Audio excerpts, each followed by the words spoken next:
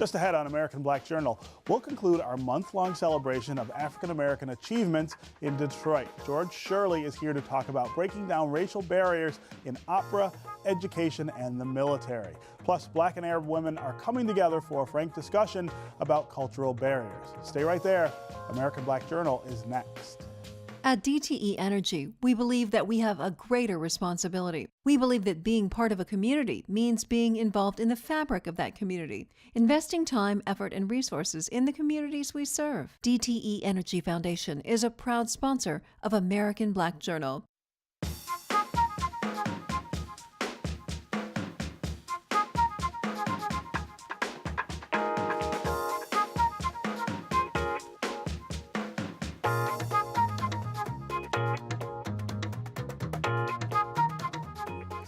Welcome to American Black Journal. I'm Stephen Henderson. Our salute to Detroit's Black history concludes today with a man who has achieved several firsts in the field of music.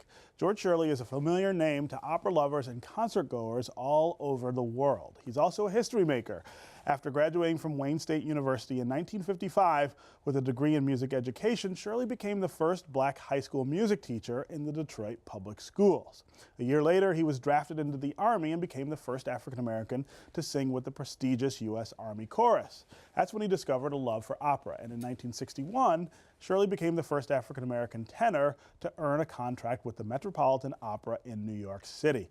I'm pleased to have George Shirley here as my guest today. Welcome to American Black Journal, or I should say welcome back. You have been here before. You're a familiar face, not just to everyone else, but to us here at American Black Journal. Thank you very much. Yeah, so I mean, I'm reading that intro, and there's one first after another first after another first. You really were a trailblazer, though, in that field, and particularly of opera, classical music. Tell me, at what point in your life as a child did you figure this was the life for you? I knew early on that whatever I would accomplish, whatever I would do in life, would be in some way associated with music. I started singing with my parents when I was 4 years old. Really? I was born in Indianapolis, and my mother had a beautiful soprano voice. My dad played 3 instruments all by ear and sang a little bit. And we used to sing at churches in and around Indianapolis. My mother would also, in addition to singing, she would recite poetry, and I would sing a solo and maybe recite a little poem of some sort. So it started early. Yeah. My parents started me studying piano when I was 5. We moved to Detroit when I was 6. And I became involved in the music programs in the public schools, which at that time were phenomenal. Yeah, right. Absolutely phenomenal. By the 6th grade, if you had any ability at all, you could read music. Yeah, yeah. And I continued singing in church. And in high school, my senior year, I decided, with the help of my high school music teacher, Northern High, to go to Wayne University and pursue a career in music education. Yeah, yeah. When you were a child, I mean, first of all, talking about the Detroit public schools at that time, we were talking about a very different system than we have now. But was it that they were teaching all children? I think music? Practically every school, every elementary school in Detroit, I believe, had a music teacher who had his or her dedicated classroom space, and students went to that teacher once a week. Right.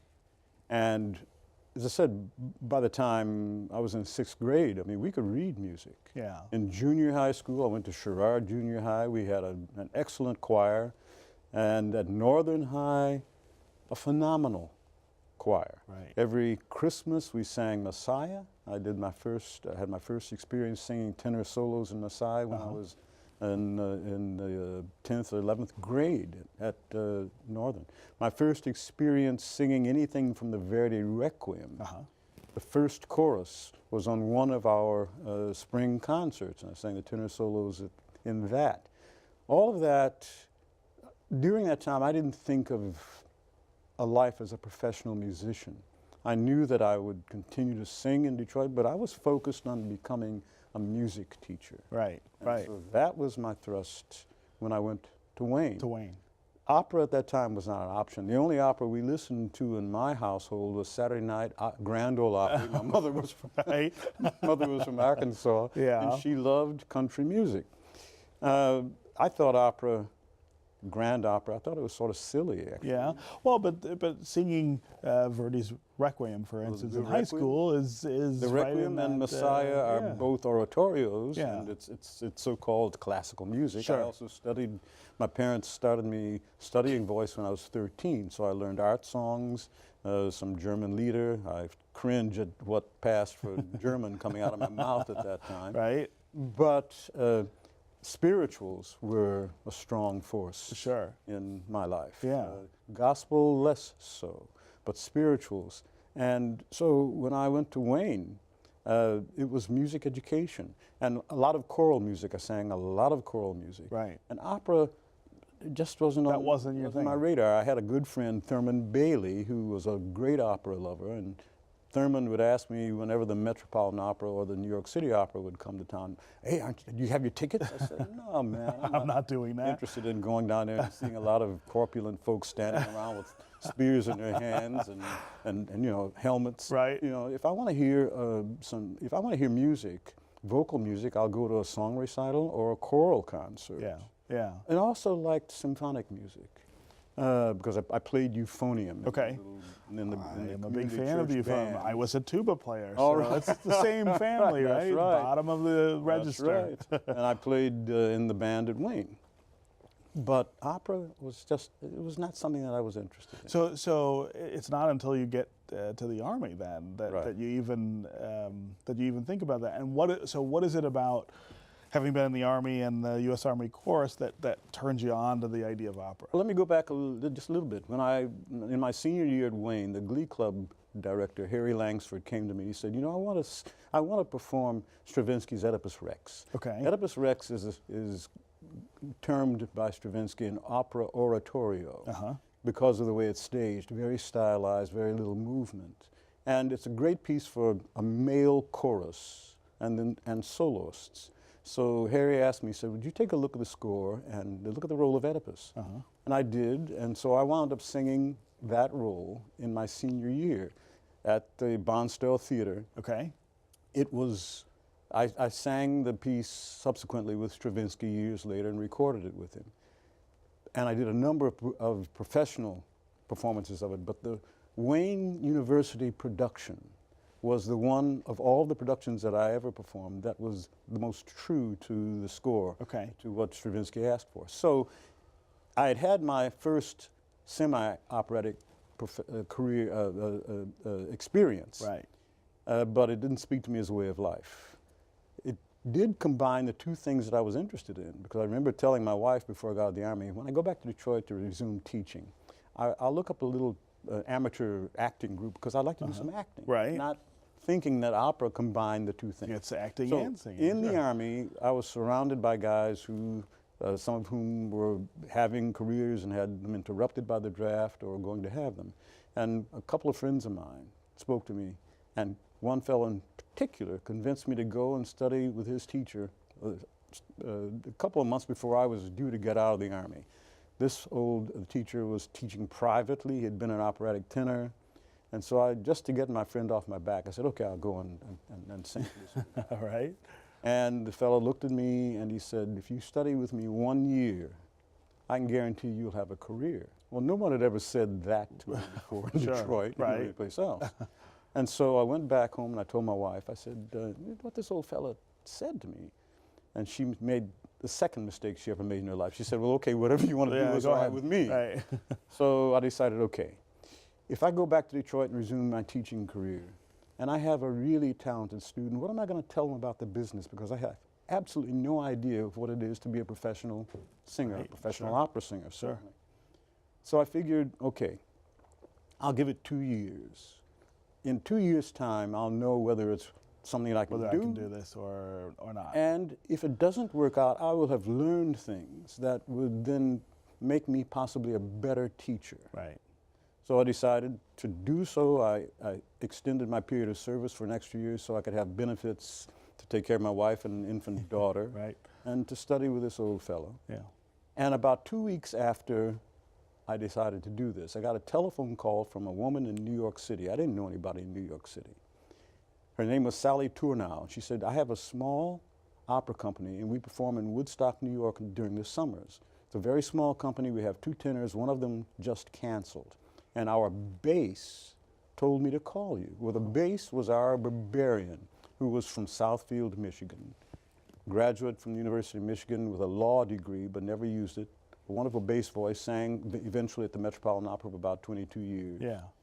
And Ara had signed a contract with this company.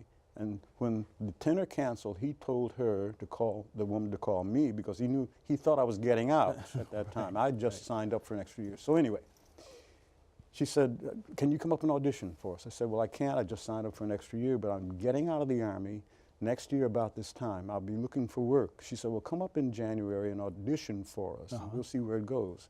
I did. They gave me a contract. And when that happened, after I spoke with her, I hung up the phone, and I looked up. I said, are you trying to tell me something? Right, this is a sign, right? It was a sign, and I knew it was absolutely. Yeah. When I walked out on stage with this little company up in Woodstock, a little theater that seated about 250 people, we performed at 2 pianos. Yeah. I walked out on stage, and I knew I was doing what I was born to do. And so from there, I mean, you go on to this tremendous career at the Met in New York, first African-American tenor to do that. I mean, it really is a remarkable path that you carved. We've got about a minute left. Tell me about your favorite opera. What's the one that you could play in over and over and over again? It's hard to choose a favorite. There are a couple of them. La Bohème, in which I made my debut in Italy in 1960. Carmen. I was Don José to Shirley Verrett's first Carmen. I was the first tenor to be able to kill her on stage. Right. Those are 2 favorite operas, but one that's not that popular, and that's Péléas et Mélisande. Okay. I have to admit I have not seen that. Well, it's not an opera that's done that often, but it's one of my favorite pieces. Okay. Okay. And what do you tell? So what do you tell people, young people today, about careers in music, about opera? It's not as popular, certainly now, as it once was. If you've got the hunger to do it, then pursue it. It doesn't matter whether it's popular or not. And if you're going to have a career, you're going to have it. No, because I look at myself. Yeah. I didn't plan on this career. It was almost fated.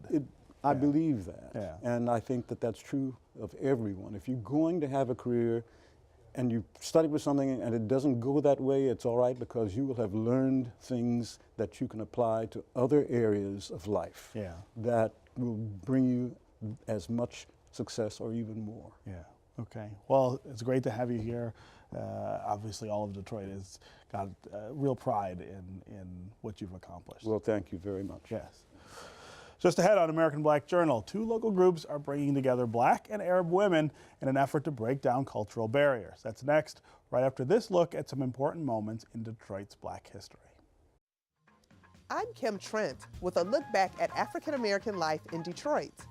This week in 1962, Motown Records released Mary Wells' You Beat Me to the Punch. In 2003, Motown Records released Kim's Chemistry compilation.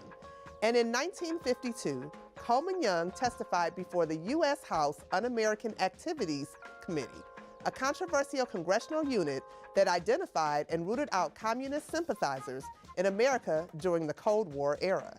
These are significant events this week in Detroit's Black history, taken from the book On This Day, African American Life in Detroit.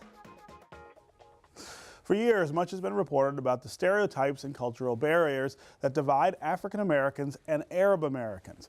Next month, a unique dialogue will take place between Black and Arab women at the Charles H. Wright Museum of African American History. The event is hosted by the Inkster Alumni Chapter of Delta Sigma Theta and the Arab Community Center for Social Services, better known as Access. Here to talk about the event are 2 of its organizers, Soraya Farver, who is president of the Inkster Alumni Chapter of the Deltas, and Rena Almir is the deputy director of the ACLU of Michigan and facilitator for the dialogue. Welcome to American Black Journal.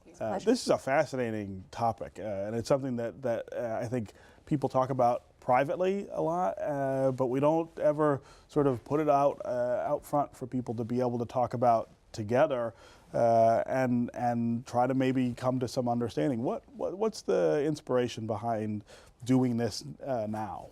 Well, in Delta Sigma Theta, one of our thrusts is international awareness and involvement, and so we want to build a greater sensitivity and build our diversity, understanding, the different cultural differences, and it's just important for us to do that. And each year we try to include in our programming, those types of projects so that we broaden our horizons. Right. We've also had a previous dialogue before that was held at the Arab American Museum in Dearborn, and that was a very fascinating event as well. Yeah. We learned a lot about each other, Yeah. and so we have to start off with our similarities so that we can branch out into our differences and try to understand those. Right.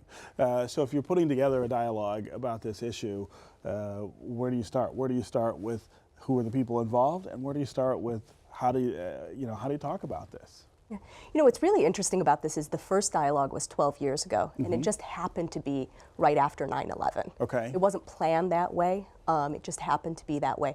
And so that dialogue took a different tone, a different spirit than the one that I was a part of last year, which was very much about our similarities and starting to talk about our differences and issues and stereotypes within the communities. And so last year's dialogue, there was a commitment to begin to make this an annual event, and I think that's where so much work happens. When it is an annual event, when there is a commitment to not just bring together women who don't know each other and may not know much about each other, but when we begin to make friendships and we become women who trust each other, know each other, and are able to have those frank discussions. And so for my part as a facilitator, I go wherever they take me. I am not guiding the conversation. I want to hear what they have to say in terms of the tensions, in terms of the misconceptions, in terms of the stereotypes, and in terms of the pain. Right, right. So let's talk about what some of those are. What are some of these barriers that exist between these two communities, and how does that play out in Metro Detroit? Well, I think we tend to allow our stereotypes to navigate our behaviors, and so even with the last discussion, and just trying to understand like where people build up those misconceptions. Sure. The interactions that we have are always pretty limited. We don't want to, just say that, okay, the Arab American community, their experiences maybe like in Dearborn or anything that have happened in the past, you build in a negative connotation. And so it's like, okay, let's try to talk beyond that. Let's work beyond that. Also, as it relates to, just how we interact in business, how we have tried to put a classification on, just this group and say, this is how they treat us and how, it's important for us to say, okay, let's take that isolated incident and break that down and understand that that's not the norm. It's not everybody. It's not everybody. Yeah. And so, we learned that, in our last discussion, and it was amazing because, one particular instance, it was an individual who was concerned about how she had been treated. And it turned out to be that the interaction... How an African American woman had been treated. In the Arab American community. Or just, actually it wasn't the community, but, just one particular individual. And so the gentleman who she had interacted with did not treat her as what she was accustomed to. Yeah. But it was based on their cultural beliefs. Okay, and so once you start to understand that and say, okay, you know what, that was actually a sign of respect. Right. And not an insult. And not an insult. Sure. So, we are trying to translate that kind of interaction. So it's like you can't understand that those differences aren't to be taken either personally or offensively. Yeah. I would imagine that because of the sort of rich cultural tapestry we have among people here in Metro Detroit, this is something you see all the time, right? Absolutely. Isolation is the petri dish of divisiveness, of racism, of discrimination, and that's what this event is about. For me, one of the most profound moments last year was when one of the sorority members stood up and talked about how her childhood and her community was completely changed when a freeway was built right through her neighborhood. Sure. And the black-owned businesses disappeared, and you couldn't walk to your pharmacist's store anymore. And a young Arab American woman, this is something we've read about, right? But a young Arab American woman stood up and she said, I had no idea that the freeway that I drive on impacted you every single day, impacted you in this way, and essentially in your mind destroyed your community. Sure. That's a really important, that history is so important. Hatred and bigotry didn't start for Arab Americans on 9/11, and it also didn't start when Arab Americans discovered it. And so we need to learn from one another, we need to learn our histories, and build a movement together. Right. I think one of the things that people tend to think about the Arab American community is that it's an immigrant community and therefore sort of takes on a lot of the characteristics of other immigrant communities. But now, we're 30, 40 years in some cases into Arab Americans being a big part of this community. How is that changing the way they interact with other communities, like the African American community, just being here? Yeah, I definitely think the immigrant experience has perhaps, and the isolation of the immigrant experience in many ways impacts the interactions we have with other communities. But in also in many ways, there are organizations like Access, there are plenty of other organizations as well that are trying to break down those barriers. Right. Access is, on the bottom of Access's logo, it says improving, assisting, and empowering. Right. And there's even with Access itself as an organization, there's this misconception that it only serves the Arab American community. Sure. It serves all Everybody. communities. Yeah. And that's one thing that, and that's in terms of Access's mission and the way that Access has handled these types of relationships, that is one way that we break down barriers as well. Yeah. So this is an annual event. Tell me what's the overall goal here? I mean, what's the measuring stick you guys use to determine whether this is having an effect on these relationships? Well, we're hoping that it builds a greater relationship for our future events, not just the dialogue, but then we have community fundraisers. We have other events that are expected to improve the economic conditions of our service area. Also, like any of our health fairs or any of our we have like a hustle night that is always well attended, and the community support of that. We end up funding other efforts with the American Heart Association. And so all of these things that are impacting, women and children, it's not just limited to blacks or Arab Americans or whatever. Sure. And so it's broadening that spectrum and that reach to make sure that, they can at least appreciate and understand, what we're trying to do as a community service organization. Right. One of the things that's true in this region, of course, is that we live very separately from each other and continue to do that. I know the ACLU is always working to break down those barriers. Are we any closer at all to that being less of an issue and less of an aggravator in these divides? I'll say that there is a proxy war happening in communities. And truth, reality, justice have no place in this proxy war. Right. And so when you see ICE or CBP patrolling churches and patrolling schools to find undocumented immigrants, when you see the Chapel Hill murders, when you see the murder of Eric Garner, Mike Brown, These are assaults, but they're not assaults on a single community. They are Right. assaults on our entire community.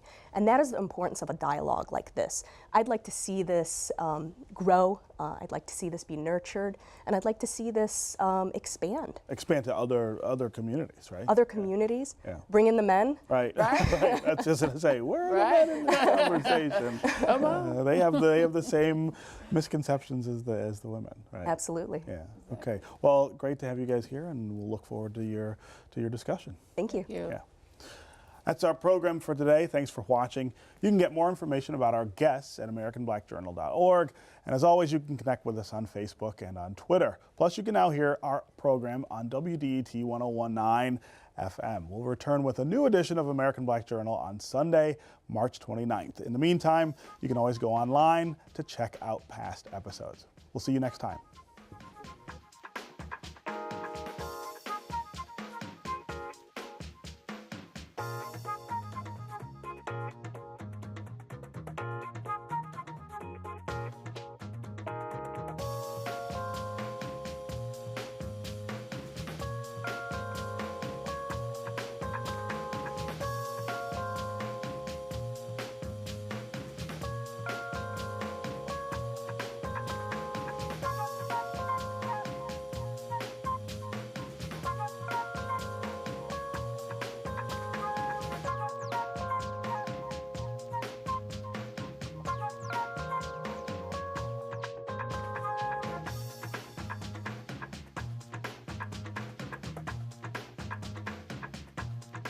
At DTE Energy, we believe that we have a greater responsibility. We believe that being part of a community means being involved in the fabric of that community, investing time, effort, and resources in the communities we serve. DTE Energy Foundation is a proud sponsor of American Black Journal.